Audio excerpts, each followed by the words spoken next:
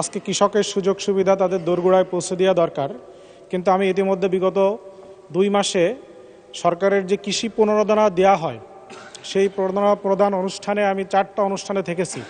আমি খেয়াল করে দেখেছি যে সেখানে একজন কৃষক এই প্রণোদনা নেওয়ার জন্য যখন উপজেলা সদরে আসে তখন তাকে আমার ক্ষুদ্র একটা জেলা, ছোট জেলা, সেখানে তাকে 22 কিলোমিটার পথ 25 কিলোমিটার পথ পাড়ি দিয়ে উপজেলা সদরে এসে নেওয়া লাগে। আমি কয়েকজনের কাছে জিজ্ঞাসা করেছি যে আপনার কত টাকা খরচ হয়। তো একজন বললেন যে আমার 400 টাকা বাড়ি থেকে আসা যাওয়ার জন্য খরচ হয়। কিন্তু হিসাব করে দেখা যায় যে গ্রুপ ভিত্তিক যে বীজ প্রদান করা হয় বা সার প্রদান করা হয় তার দাম কোনো সময় 200 বা 300 টাকা। একজন লোক কৃষক ওই গ্রাম থেকে উপজেলা সদরে এসে এই কৃষি প্রণোদনা সংগ্রহ করতে যে তার যে 400 টাকা খরচ হয় এবং একদিনের শ্রমের মূল্য আরও 700 টাকা তার সারাটা দিন এখানে সংগ্রহ করতে ব্যয় হয়, তাহলে একজন কৃষকের জন্য নিশ্চয়ই এটা কোনো সুবিধার বিষয় নয়। সেজন্য আমি সবিনয়ে মাননীয় প্রধানমন্ত্রীর কাছে জানতে চাই যে কৃষকের এই প্রণোদনা তার দোরগোড়ায় পৌঁছে দেওয়ার জন্য আমরা অতি দ্রুত ইউনিয়ন ভিত্তিক এটা তাদের কাছে পৌঁছানোর জন্য কোনো ব্যবস্থা গ্রহণ করতে পারবো কিনা, মাননীয় প্রধানমন্ত্রীর ব্যাপারে পরিকল্পনা কি সেটা জানতে চাই। মাননীয় স্পিকার, ধন্যবাদ।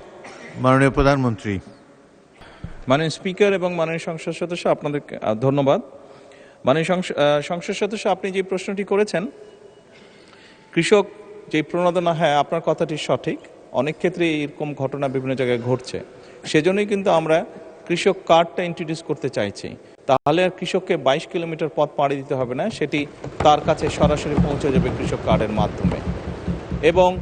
এবং আমরা কৃষক কার্ডটি এমনভাবেই করার চেষ্টা করছি, অর্থাৎ ওই নির্দিষ্ট কৃষকের কী পরিমাণ জমি আছে, সে কী ফসল চাষ করে এবং তার জন্য কতটুকু কীটনাশক ওষুধ দরকার, কতটুকু তার সার দরকার, কতটুকু বীজ দরকার, সেটি ইনফরমেশন আমাদের কাছে থাকবে। এবং তার এলাকায় ওই ইউনিয়নের মধ্যে যেটি আপনি উল্লেখ করেছেন সেই ইউনিয়নের মধ্যে মাননীয় স্পিকার, আমরা যে সকল দোকানে এই জিনিসগুলো পাওয়া যাবে সেই দোকানে তার জন্য নির্দিষ্টভাবে বরাদ্দ থাকবে। সেই দোকানে গিয়ে তার কার্ডের মাধ্যমে তার জন্য বরাদ্দকৃত যেই সহায়তা আছে সেটি সে নিতে পারবে।